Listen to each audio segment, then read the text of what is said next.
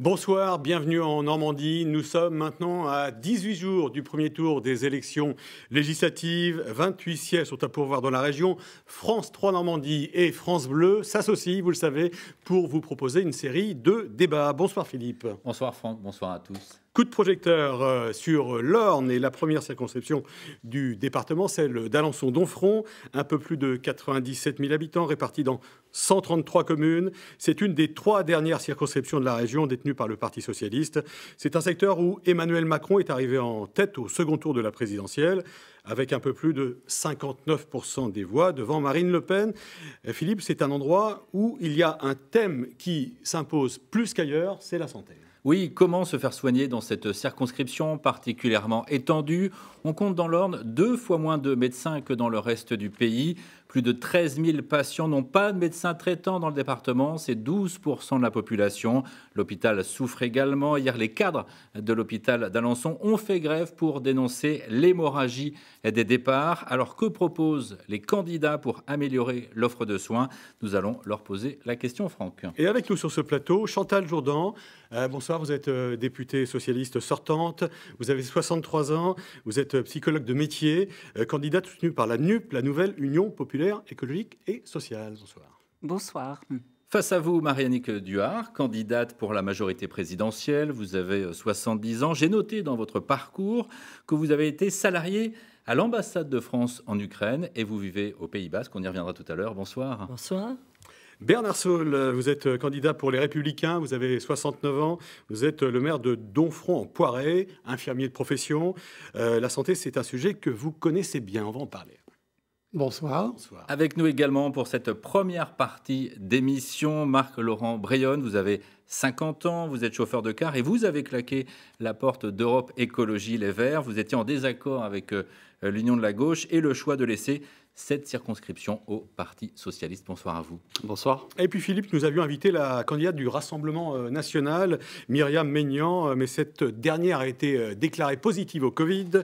C'est l'information qui nous a été communiquée hier matin et l'option d'accueillir son suppléant, en fait, n'a pas été retenue par les dirigeants du Rassemblement national dans l'Orne. Et tout à l'heure, nous accueillerons 2 autres candidats en course pour ce premier tour des élections législatives. Oscar Piloquet pour le parti Reconquête et Sylvie Laplace pour le mouvement de la ruralité. Et pour être tout à fait complet, il le faut, je précise qu'ils sont 10 sur la ligne de départ, puisque Martine Fréval défendra les couleurs du Parti animaliste, Charlotte Séché pour Lutte ouvrière et Florence Tessier pour Debout la France. Oui, un débat régi selon les règles de l'équité en fonction des résultats des derniers scrutins législatifs et présidentiels. On va ouvrir ce débat justement. Je vais d'abord m'adresser à Chantal Jourdan. Vous êtes la députée sortante. Est-ce que la gauche peut garder cette circonscription, une gauche unie au niveau national et divisée, on l'a entendu, au niveau local? Oui, alors je pense que la gauche peut garder cette circonscription parce que nous portons des problématiques qui correspondent aux besoins de la population, c'est ce que je pense. Et par rapport à la question de l'union de la gauche, elle est très demandée par les électeurs et par les citoyens. On l'a beaucoup entendu pendant les élections, enfin pendant la campagne des élections présidentielles, et c'est encore présent. Alors c'est la première fois que vous vous présentez sur votre nom, puisque vous avez succédé à Joachim Peugeot, qui lui avait été élu en 2017 face à la divers droite Christine Roimier. Est-ce que vous m'autorisez à dire que c'est un pari un peu risqué, parce que c'est la première fois, c'est votre première élection en l'occurrence? Bien sûr, c'est un pari risqué, c'est toujours un risque de se présenter donc, aux élections. Et quant à revenir au travail avec Joachim Peugeot, je travaille avec lui depuis 2012, puisque son premier mandat a été donc en 2012. Une question pour vous maintenant, Mariannick Duhard. Vous défendez, on l'a dit, les couleurs de la majorité présidentielle. On l'a vu, Emmanuel Macron est arrivé assez largement en tête au second tour sur cette première circonscription de l'Orne. Vous n'avez pas d'expérience dans ce département, on l'a évoqué, puisque vous vivez au Pays Basque. Est-ce que vous considérez que c'est quand même un handicap ? Je ne pense pas que ce soit un handicap, puisque la fonction de député et le représentant de la nation, c'est la souveraineté populaire qui est représentée à l'Assemblée nationale. Un député n'est pas un élu local, n'est pas un maire, n'est pas un conseiller départemental, mais il vote les lois il contrôle l'action du gouvernement, et donc il s'agira pour moi d'être à l'intersection de Paris, où je défendrai les dossiers de la circonscription et de la Mais pour sentir les attentes des concitoyens, est-ce qu'il n'y a pas besoin de vivre dans ce département? Est-ce que vous vous y installerez d'ailleurs en cas de victoire? Bien sûr, je vais m'installer en cas de victoire à Alençon, et avec grand plaisir, car c'est un département qui a beaucoup d'atouts. Et tout à l'heure, vous évoquiez mon passage de 5 ans en Ukraine. Je coordonnais les alliances françaises en Ukraine, mais également tout mon parcours m'a amené à la fois dans les cabinets ministériels, que ce soit à la culture avec Jacques Lang, avec Jean-Pierre Chevènement à la Défense, ministère de la Jeunesse et des Sports, dans des grandes institutions culturelles, et au Maroc également. Et j'ai acquis pendant tout ce parcours une capacité à détecter les enjeux très rapidement et à les solutionner. Alors avec nous également, Bernard Saul, vous êtes candidat Les Républicains, maire de Domfront en Poiret. La droite qui joue gros dans ces élections, puisqu'il s'agit de faire oublier le résultat de la présidentielle. La droite qui a détenu cette circonscription, d'ailleurs, cette première circonscription de l'Orne jusqu'en 2017. Est-ce que vous pensez déjouer les pronostics et sur quels arguments? Alors, bien évidemment, je m'y engage à déjouer ces pronostics, puisque les 2 dernières élections ont vu la droite se diviser, droite et centre. Et donc, aller de façon désunie sur le champ des législatives, il n'y avait aucune chance de pouvoir parvenir justement à obtenir ou à garder cette circonscription. Aujourd'hui, où nous sommes partis sous une seule et unique bannière, j'optimise toutes les chances pour pouvoir reprendre cette circonscription. Mais ça veut dire que vous démissionnerez de votre mandat de maire de Domfront-en-Poiret si vous êtes élu, c'est ça? Bien évidemment, puisque nous n'avons pas le choix.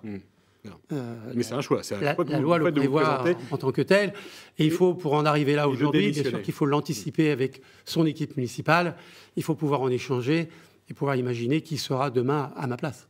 À nos côtés, Marc-Laurent Brionne, on le disait, vous avez claqué la porte d'Europe Écologie Les Verts, la suite de l'accord passé avec la NUP, la nouvelle Union populaire écologique et sociale.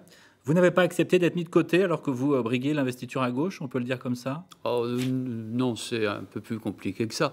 On ne claque pas une porte. Je n'ai pas un ego surdimensionné à ce point-là. Non, c'est que je ne me retrouvais plus. Moi, quand j'ai adhéré à Europe Écologie Les Verts, c'était parce qu'il y avait une ligne de mon parti.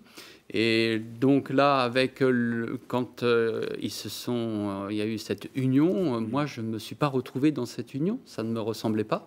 Donc c'est pour ça que j'ai préféré partir. Est-ce que vous avez peur simplement, en cas de défaite de la gauche, d'en porter peut-être une responsabilité? Non, je n'ai pas l'impression de porter une responsabilité. Je fais mon bonhomme de chemin, je porte mes idées, et puis une écologie différente aussi, une nouvelle écologie. Donc, et puis il sera peut-être temps de nous parler un moment. Et nous, on va parler de santé, justement, durant cette émission, parce que c'est un des thèmes phares de cette campagne. C'est, on le sait, la deuxième priorité des Français, derrière le pouvoir d'achat. La santé, priorité peut-être encore plus vraie dans cette circonscription. On a plus de 13 000 habitants qui n'ont pas de médecin traitant dans le département de l'Orne. Près de la moitié des praticiens de ce département ont plus de 60 ans. Marie-Annick Duhard, qu'est-ce qu'on fait concrètement? Si vous êtes élu demain député, qu'est-ce que vous faites? Comment vous défendez cette circonscription? Évidemment, concrètement, je vous répondrai tout de suite, les maisons de santé, elles existent déjà. Elles ont été multipliées par 2 ces 5 dernières années lors du dernier quinquennat du président Macron. Mais avant de développer les maisons de santé, je crois que le problème de désertification de ce territoire est d'abord le problème principal. S'il n'y a pas de médecins, si on manque des médecins, c'est parce que l'attractivité du territoire est insuffisante. Donc il faut d'abord s'attaquer à retrouver de l'emploi, recréer de l'emploi sur le territoire. Mais ça, tout le monde est d'accord. En fait, faire venir les médecins, on essaie depuis presque des décennies. Je ne pense pas qu'on essaye depuis des décennies. Puis lorsque vous dites faire venir des médecins, encore fallait-il qu'il y ait des médecins. Oui. Or maintenant, depuis 2019, on est passé du numerus clausus à un numerus apertus. Il va quand même y avoir pendant 5 ans 10 000 médecins qui vont arriver sur le marché, si l'on peut dire. Donc il y aura une offre qui sera faite. Il faudra rendre attractif le territoire pour que les médecins viennent plutôt sur le territoire de l'Orne qu'ailleurs. Chantal Jourdan, même question finalement d'une certaine façon. Que fait-on face à ce déficit de médecins. Comment permettons aux habitants, d'une certaine façon, de ne pas être des habitants de second plan et de se faire soigner comme tout le monde? Notamment, est-ce qu'il faut imposer aux jeunes diplômés de venir s'installer là où il y a un manque en termes de médecins généralistes? Oui. Alors, vous l'avez dit, la situation est catastrophique. On est régulièrement appelé par rapport à des gens qui ne trouvent pas de médecins traitants, ou qui mettent de longtemps pour avoir un rendez-vous. Et je crois qu'aujourd'hui, il faut qu'on arrive à des mesures qui soient vraiment très orientées. Et moi, je parle de régulation de l'installation des médecins. Alors, deux choses dans cette régulation. Je pense que en effet, on peut demander donc aux internes d'aller en stage sur les déserts médicaux de façon prioritaire, de façon donc à remplir leur mission. Et deuxième chose, concernant l'installation, je pense qu'aujourd'hui, on peut permettre une convention donc d'installation, mais simplement dans les déserts médicaux. Mais comment on gère le problème dans l'urgence? C'est tout de suite Oui. qu'il Alors, faut, tout de qu'il suite, faut vous avez... des médecins. Oui. Quelle Oui. solution? Le médicobus. C'est pas dans 2 ans, dans 3 ans, dans 5 ans, dans 10 ans. Il y a déjà des Bernard, déjà une gens qui sont en réponse. place. Bernard Saul. Oui, par rapport à votre interrogation, il y a déjà une réponse au niveau du département de l'Orne, puisque le centre départemental de l'Orne a mis en place des stations sur le Mel-sur-Sarthe et à partir de Bagnoles de l'Orne, avec du médecins salariés qui puissent amener d'une façon conséquente sur nos territoires une réponse à la désertification, à la patientèle qui n'a plus de médecin référent. Chantal Jourdan disait il faut que les élèves en médecine à un moment acceptent de venir dans ces zones excentrées. Vous dites la solution, si je l'entends bien, le médecin salarié, ça peut être une des options. C'est une option. C'est une option qui me semble convenir justement aux nouvelles générations, puisque je peux vous témoigner de mon expérience de ma génération, mais qui effectivement, nous arrivons justement... Excusez-moi, monsieur Saul, ça permet d'attirer les médecins, de leur proposer un salaire? Le salariat, Oui. une génération, cette nouvelle génération, toute une partie, oui. Ça veut dire salariat parce que moins d'heures, parce qu'il y a une prise en charge aussi de tout ce qui est administratif et qui peut être pris à part et que finalement ça correspond mieux aussi ce que vous dites aux jeunes générations. Question à vous également, Marc-Laurent Brionne, justement sur cette question, quelle est votre solution? Quelles sont vos solutions face à ces déserts médicaux? Qu'est-ce que vous dites aux 13 000 habitants de l'Orne, pas seulement de la circonscription, mais qui n'ont pas de médecin aujourd'hui? Alors, pour répondre à une information de tout à l'heure, apparemment en France, on n'a jamais eu autant de médecins. On dénombre en 2019 près de 300 000 médecins sur le territoire français, national. Sauf qu'ils sont très mal répartis, évidemment. Donc on manque pas de médecins, quelque part. Il y a des médecins. Donc... il faut essayer. Ça, c'est le constat. Mais qu'est-ce qu'on fait, justement si on... Non, ce n'est pas toujours le constat, parce que j'entends des gens qui disent il n'y a pas de médecins, il n'y a pas de le médecins. sentiment qu'on manque de médecins. Je suis assez surpris par ce que vous nous dites, parce qu'effectivement, on est passé du numerus clausus à pertus, mais il faut du temps aussi. Oui, il faut 10 ans à peu près pour former un médecin. Voilà. Mais alors moi, c'est un vrai problème de répartition. C'est un problème de répartition. On voit bien que par exemple sur la Côte d'Azur, il y a énormément de médecins. Puis il y a des zones où il n'y en a pas du tout. Moi, je propose déjà dans l'urgence, c'est de mettre en place, et ça se fait dans quelques endroits, ce qu'on appelle. Alors il y a des camping-cars. C'est des camping-cars qui sont aménagés, qui vont à la porte, vraiment qui vont à la porte des gens, parce que il y a des gens qui ont un certain âge et qui sont en zone rurale ou urbaine et qui ne peuvent pas se déplacer, qui peuvent même pas faire 5 ou 6 kilomètres parce qu'ils n'ont même à pied ou en voiture.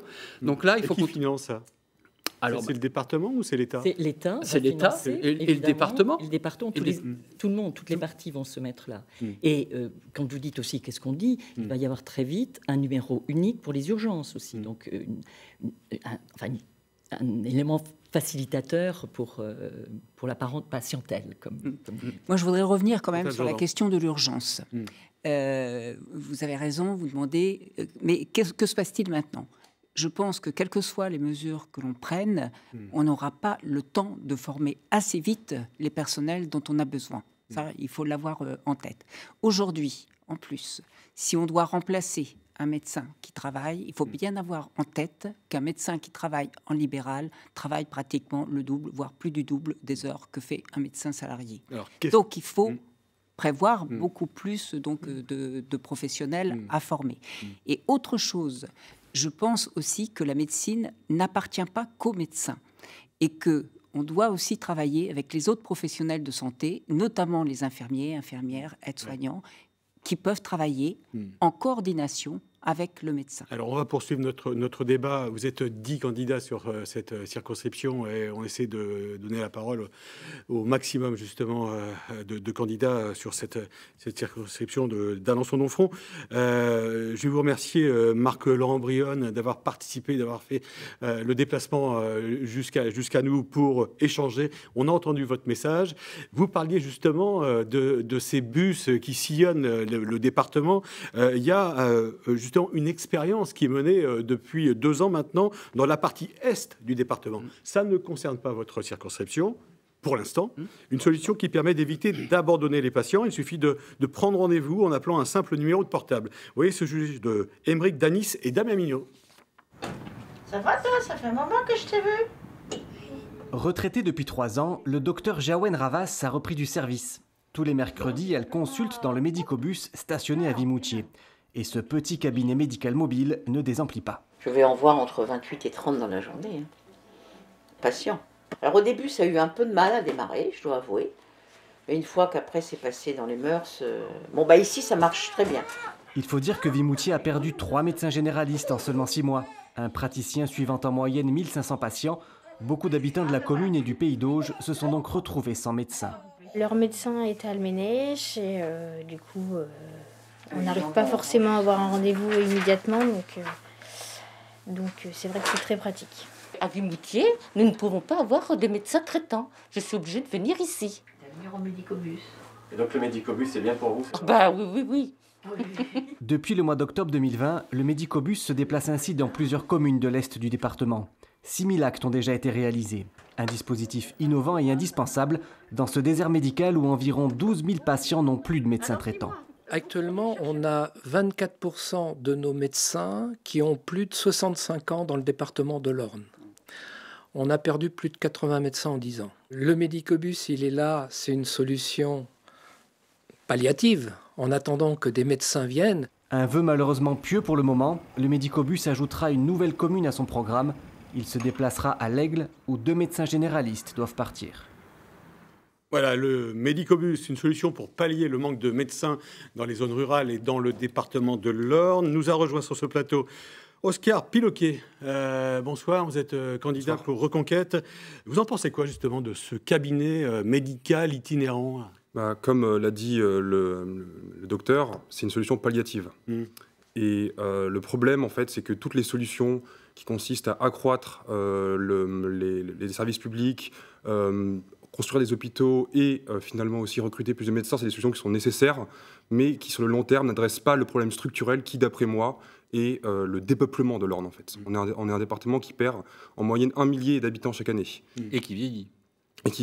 Et moi, en tant que candidat le plus jeune à cette élection, j'ai envie de faire de la jeunesse rurale enracinée dans l'Orne, mais aussi dans tous nos territoires ruraux qui ont cette difficulté. Mais qu'est-ce que vous proposez, vous? Alors, parce qu'on a fait le constat, on a bien compris qu'on avait 13 000, c'était rappelé dans le sujet, près de 13 000 habitants dans ce département qui n'ont pas de médecin traitant. Concrètement, qu'est-ce que vous proposez? Déjà, moi j'ai eu l'occasion de m'entretenir avec un représentant de l'Ordre national des infirmiers et j'en suis venu à la conclusion que le fait, par exemple, d'élargir le rôle et les compétences des infirmiers qui ont une certaine mobilité meilleure que celle des médecins peut être une première solution.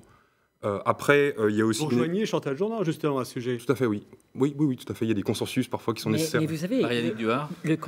J'ai lu le programme de Jean-Luc Mélenchon sur la santé et j'ai vu qu'il rejoint énormément le programme de la majorité présidentielle. La seule chose qui m'étonne, c'est que la majorité présidentielle a commencé son programme déjà lors du dernier quinquennat et Chantal Jourdan ne l'a pas voté, c'est dommage. Parce que là, nous sommes aujourd'hui, nous disons, il manque 13 000 médecins. Ce n'est pas du jour au lendemain qu'il manque 13 000 médecins. Nous savons que c'est une situation, une dégradation de l'hôpital, notamment, et le numerus clausus qui est devenu depuis plusieurs années. Donc là, vous nous dites-nous tout de suite les solutions. Bon, il y a des palliatifs. Vous l'avez montré, on peut parler des maisons de santé qui sont en train de se développer. Mais je pense, avec le constat que tous les invités autour de cette table font, il faut que l'Orne s'attaque à son problème majeur qui est l'attractivité. Et donc, il faut aussi, et je vais évidemment prêcher par ma paroisse, donner une majorité au président de la République pour que les choses puissent être faites. On ne contraint pas, vous dites, les jeunes médecins à venir s'installer dans l'ordre. Non, on ne peut pas les contraindre. Évidemment, il y en aura peut-être 2 ou 3 qui viendront. Tout à l'heure, l'invité parlait, je ne sais pas s'il a raison sur les 300 000 médecins, mais moi qui vis aux Pays-Bas depuis 4 ans, il y a dans mon petit village de 2000 habitants, nous avons 10 médecins. Et qui représentent dans une maison de santé qui représente divers métiers. Parce que le Pays Basque est attractif. Absolument, mais pourquoi pas? Pourquoi pas? Alors, si les médecins ne viennent pas à vous dans votre département, il y a d'autres solutions. On a vu ce médicobus, effectivement, pour aller dans les campagnes, et puis pour les personnes qui ne peuvent pas se déplacer, effectivement, ça peut être une véritable solution. Il y a aussi la possibilité d'utiliser la télémédecine avec un généraliste ou un spécialiste, d'ailleurs, qui, depuis n'importe quel endroit, consulte. On a mis en place une dizaine de postes de téléconsultation, je le signale, ces derniers mois, dans les pharmacies ornaises. Alors, ça vaut ce que ça vaut, mais ça existe. Bernard Saul, qu'est-ce que vous proposez? Alors, la téléconsultation, vous qui êtes du milieu de la santé, est-ce que c'est un palliatif au manque de médecins? C'est un outil complémentaire. Nous l'avons énuméré. Il y a les PSLA, les maisons de santé, le médicobus. Des outils sont déployés en permanence et grâce aux deniers publics. Merci, puisque donc sont quand même interpellés et l'État et la région et le département pour nous accompagner dans cette désertification. Mais la télémédecine en elle-même, si vous voulez, n'est qu'un outil, un accessoire qui ne remplacera pas le contact humain. C'est là où, de toute façon, il échappe quelque chose d'important aux décideurs. Et ça, vous l'entendez? Et c'est moi qui vous le dis, justement, c'est que ce qui compte dans la base des relations, ce sont les humains. Et donc, un médecin généraliste qui connaît son patient, c'est déjà, par son attitude, quand il le voit rentrer dans son cabinet, a déjà fait une partie du diagnostic. Mais ça veut dire qu'il y a une partie de la population qui a peur que la santé soit déshumanisée d'une certaine façon? Tout à fait. Et ils ont raison. Tout à fait. Alors, ce qui m'interpelle dans les propos de Mme Duhart, c'est qu'il me semble qu'au niveau national, justement, les instances n'ont toujours pas pris conscience de l'urgence du moment. C'est très bien de former les... C'est très bien de former... Vous ne pouvez pas dire cela. La priorité... Les élèves complémentaires. Mais l'urgence, elle est maintenant. Écoutez, l'urgence, elle est maintenant. Et il faut décider... Il y a le Ségur de la santé qui a déjà été de formation, intégré. Un passage dans les zones sous-dotées. C'est absolument indispensable. Et c'est maintenant qu'il faille le faire. Il faille que le Parlement en passe par là. Vous savez que ça se fait déjà, puisque dans le cadre des petites maisons... l'opération, ça s'appelle les petites villes de demain. Oui. Il y a, pour l'Orne et dans ma circonscription, il y a 6 villes dans le bocage, plus C, où se font ces petites villes de demain qui prévoient justement des centres médicaux. Hier, j'étais à Lons-les-l'Abbaye, on voit à la mairie, centre médical, numérique, etc. Donc déjà, un programme est mis en place avec l'aide de l'État, avec la participation des élus pour introduire des médecins. Et vous ne pouvez pas dire en plus de ça que Emmanuel Macron et son gouvernement n'ont pas pris la mesure du problème. Il y a eu le Ségur de la santé. Madame Bourguignon a déclaré récemment que la priorité était justement la désertification des campagnes du milieu rural pour les médecins et qu'il y aurait très vite une loi qui va être votée pour faire des propositions qui va se baser sur la prévention, par exemple, parce que le problème de la santé, c'est pas juste répondre cela, c'est beaucoup plus large. Je m'arrête par rapport à mon temps de parole, peut-être. Pardonnez-moi. Oui. Moi, je tiens à dire tout de même que, encore une fois, cet enjeu du dépeuplement n'est pas adressé par les partis, par LREM, par LR, par le PS. Et il faut investir dans notre jeunesse plutôt que de parler d'attractivité. C'est un terme, moi, qui me pose problème. Je trouve qu'il relève pas mal du tourisme. Et le fait d'investir dans notre jeunesse, dans des professions comme celui d'assistant à la personne, d'infirmier, d'aide-soignant, d'augmenter les capacités médicales, ça permet, sans pourtant recourir à des solutions extérieures, finalement, de renforcer la jeunesse de notre territoire. Et moi, en tant que député, si je suis élu, j'en ferai ma cause nationale, la jeunesse enracinée de l'Orne. Alors, une pénurie de médecins dans les communes et un manque de personnel également dans les hôpitaux. Hier, les cadres du centre hospitalier d'Alençon-Mamers ont déposé leur téléphone portable en guise de protestation. Des personnels qui sont à bout. Ils demandent de meilleures conditions de travail, une revalorisation des salaires et ils craignent surtout la période estivale, avec des fermetures de lits en cascade. Qu'est-ce que vous leur dites, Chantal Jourdan, à ces personnels, justement, qui n'en peuvent plus? Ces personnels, je suis allée les rencontrer hier. J'ai échangé donc avec eux. Et ce qu'ils m'ont expliqué, c'est que leur mission était mal définie. Ça, c'était donc déjà la première chose. Et deuxième chose, qu'ils étaient amenés à tout faire.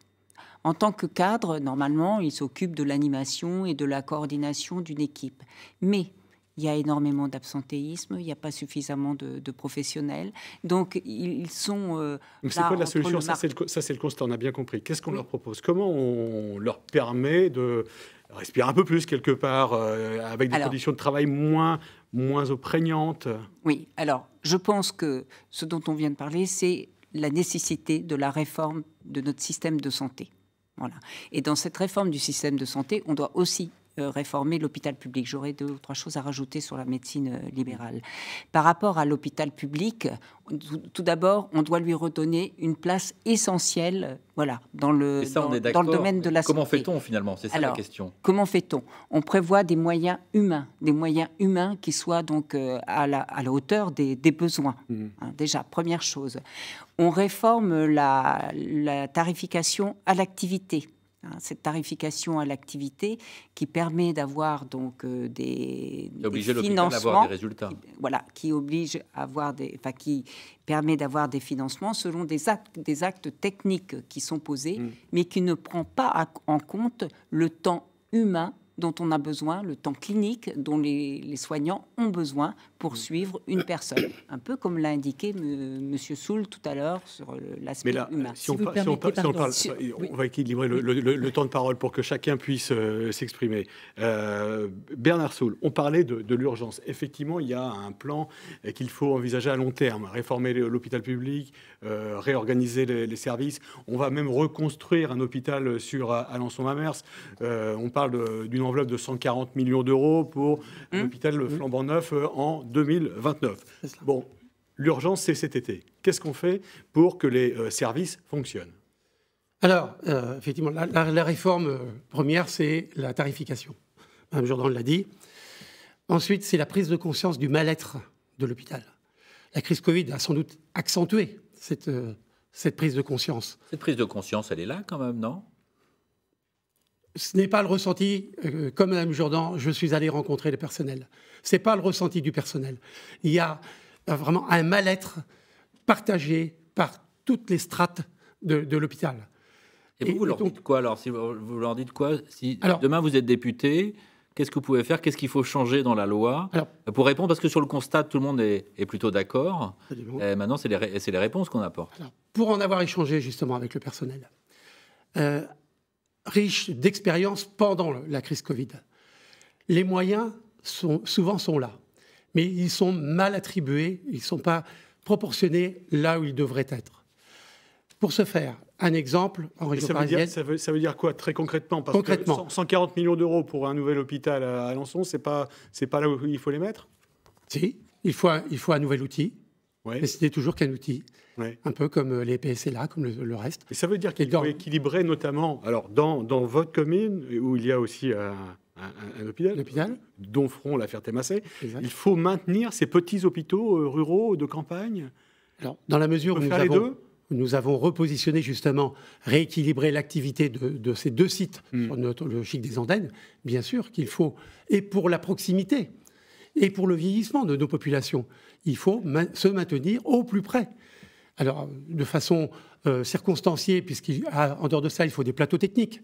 Il faut pouvoir répondre aux urgences des pathologies. Mais en dehors de ça, il faut cette notion de proximité, auquel nous sommes très attachés, mais à juste titre. Est-ce qu'on peut bien soigner quand on maintient tous les hôpitaux de proximité? Est-ce que ce n'est pas un leurre, finalement? De la façon dont nous venons de les proportionner, de les rééquilibrer, pas du tout. Oscar Piloquet, vous vouliez intervenir. On essaie de répartir. Je vous donne la parole dans un instant. Vous vouliez intervenir, Oscar? Moi, la remarque que je veux faire, c'est que le vieillissement de la population dans l'Orne va se poursuivre et qu'on va atteindre une situation critique où toutes les mesures palliatives qu'on a évoquées vont être insuffisantes. Et encore une fois, il faut aussi savoir, à mon avis, adresser ce sujet de la santé de manière transversale. En investissant dans la jeunesse, concrètement, moi, ce que je propose en tant que candidat, c'est une bourse de naissance dans les milieux ruraux. Et c'est de manière, par biais, une façon d'adresser aussi... Oui, ça c'est le programme d'Éric Zemmour, 10 000 euros par naissance en zone rurale. Mais concrètement, sur la santé, sur les hôpitaux, on a posé la question à Bernard Saulles. Qu'est-ce que vous, députés, vous décidez, vous défendez? Est-ce que vous dites, moi je maintiens, je conforte, je reconstruis l'hôpital d'Alençon-Mamers et en plus je donne de l'argent au site de la Ferté-Massé et de Domfront? Est-ce qu'on fait les deux? Est-ce qu'on a les moyens de faire les deux? Moi, je pense que la situation à la Ferté-Massé est particulièrement critique. Que c'est, à mon avis, vraiment, d'après d'ailleurs ce que relevait l'INSEE, un des déserts médicaux les plus critiques à l'échelle de Normandie. Donc, il faut bien évidemment prioriser ce territoire. Au-delà de ça, il faut aussi, par exemple, penser à des mesures comme le rétablissement du système de garde pour les médecins. Il faut envisager aussi d'investir vraiment aussi dans des revalorisations salariales, excusez-moi, et vraiment, en tout cas, c'est un investissement public qui est nécessaire et que Reconquête, en tout cas, défend.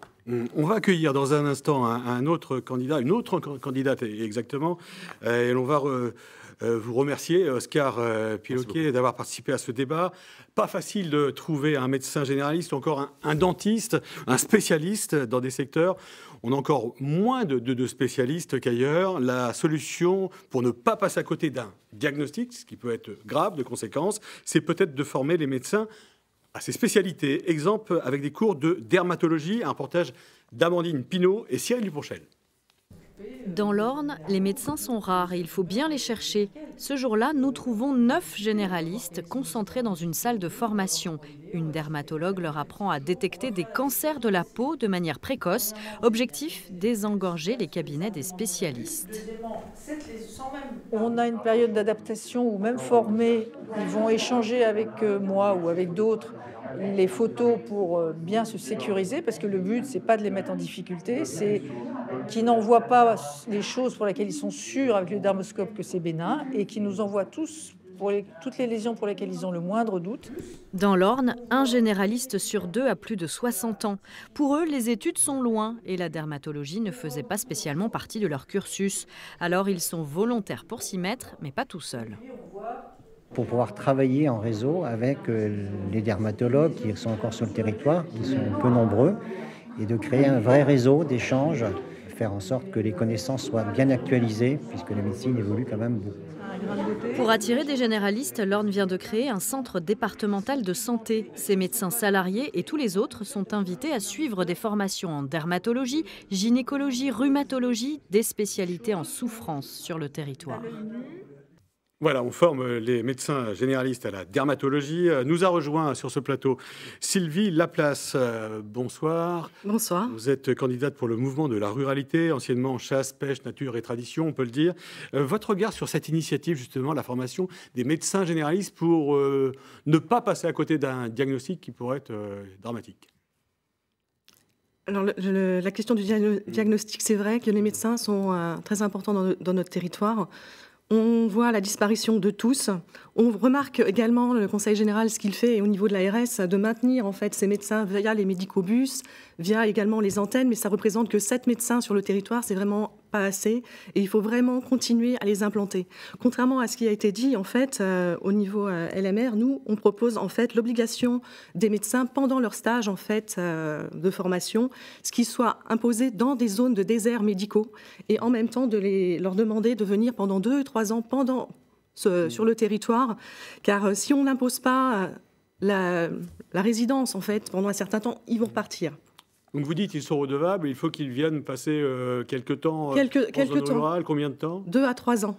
C'est au moins le temps pour nous de pallier en fait et à faire venir et peut-être aussi à les faire rester. Ça va pas être facile de convaincre les médecins libéraux? Ça va pas être facile, mais c'est aussi, je compte aussi sur leur engagement en fait. Et je sais qu'ils aiment aussi, ils se portent vers les autres et vers les humains, et ils ont aussi conscience qu'on ne peut pas durer de cette façon-là. On a aussi également 15 000 soignants qui sont non vaccinés, qui ont été suspendus. L'urgence veut qu'on doit aujourd'hui les faire revenir dans l'hôpital. Mais 15 000 en France, c'est pas ça qui va changer la donne. Hein. Le malaise, il était déjà là avant, de toute façon. On est d'accord. 1%? 0,6. Mais on ne peut pas se priver d'une ressource. Aujourd'hui, tout est tellement tendu. J'aimerais également proposer, en fait, comme cela se fait en Mayenne, Pardon. Allez-y. Au niveau de l'ARS, en fait, ils subventionnent les médecins libéraux à hauteur de 450 €. Et ça serait peut-être pour passer l'été, faciliter la chose. Alors, la santé, c'est vraiment une question de service public. L'hôpital en fait partie. Est-ce que bien se faire soigner doit être en fait un dû, Chantal Jourdan, y compris si l'on est dans des circonscriptions plus rurales où on manque de médecins? Est-ce que c'est un dû, un devoir qu'a l'État? Oui, c'est un devoir effectivement de l'État de répondre à la qualité de soins qui est attendue par les citoyens.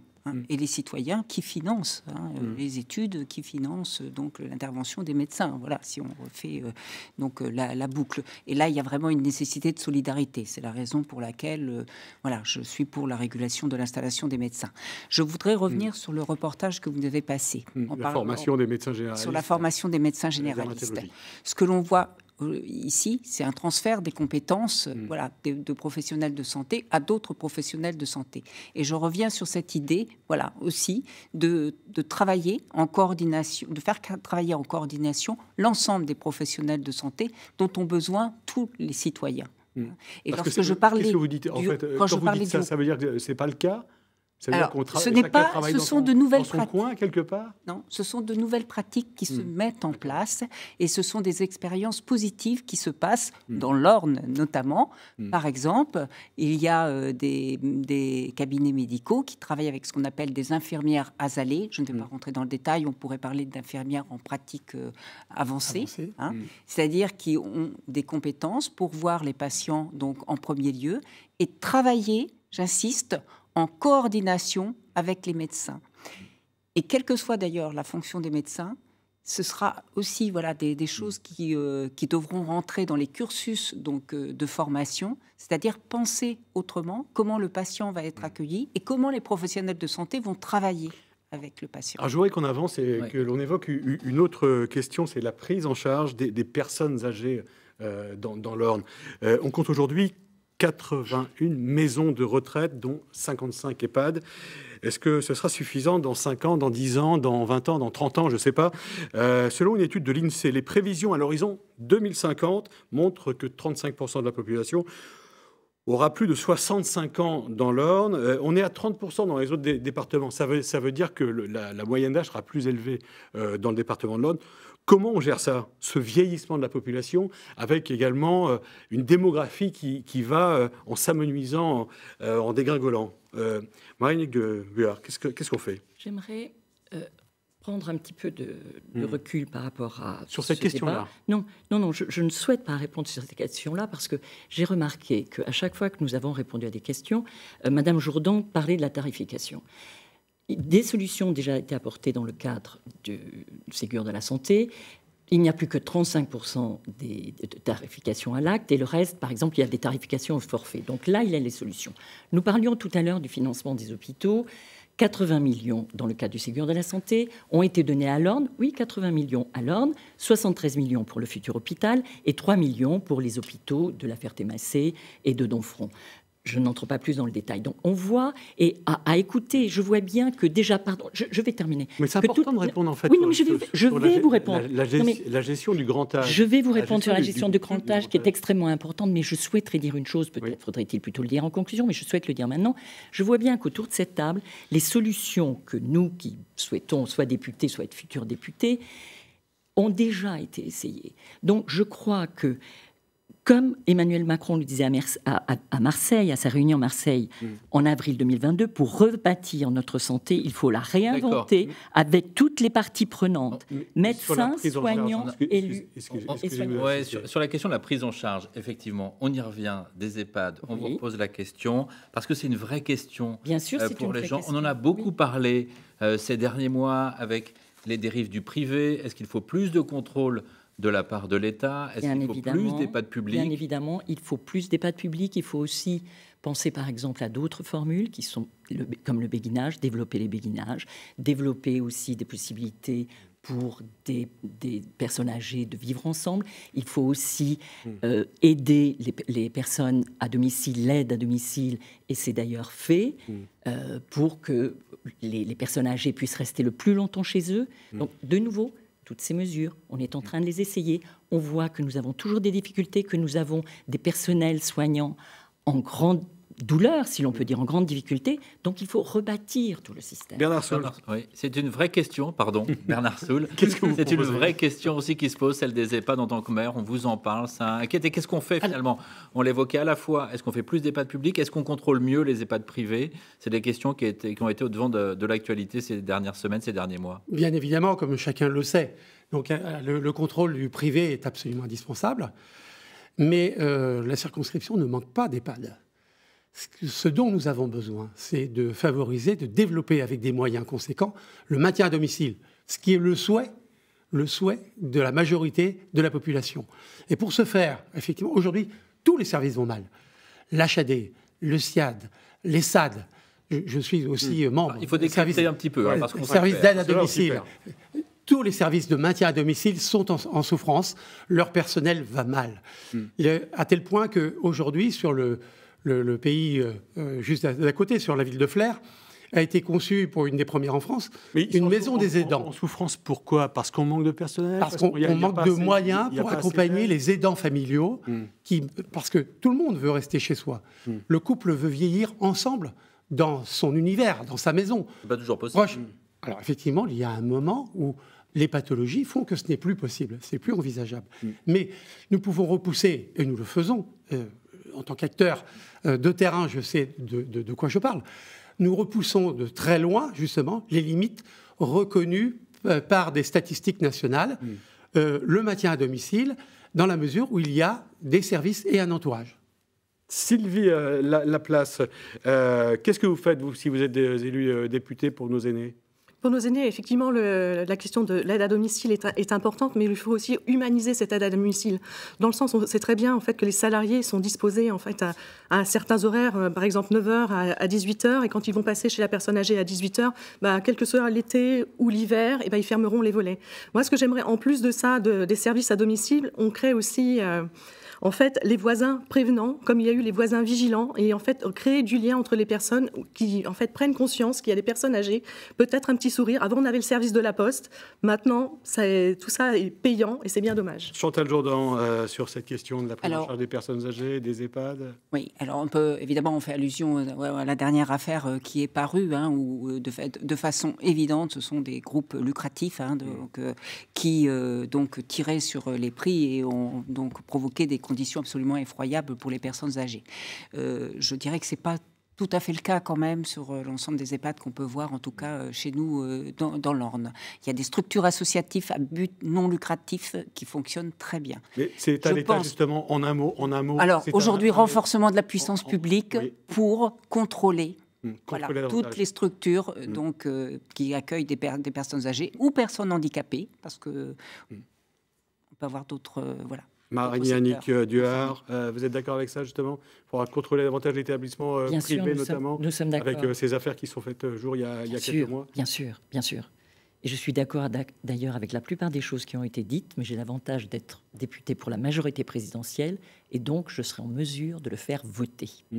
Ça sera une de vos priorités, justement, si vous êtes député? Absolument, c'est la santé, absolument, bien sûr. La santé, bien sûr, c'est une priorité. Le dossier que vous mettrez en haut de la pile.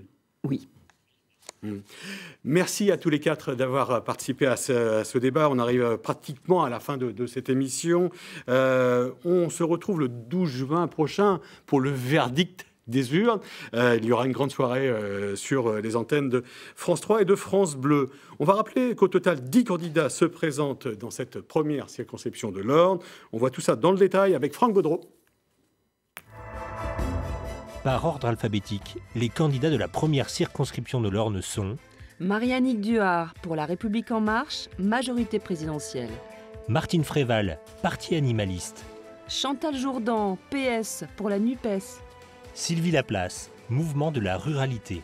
Marc-Laurent Brionne, Divers Gauche. Myriam Maignan, Rassemblement national.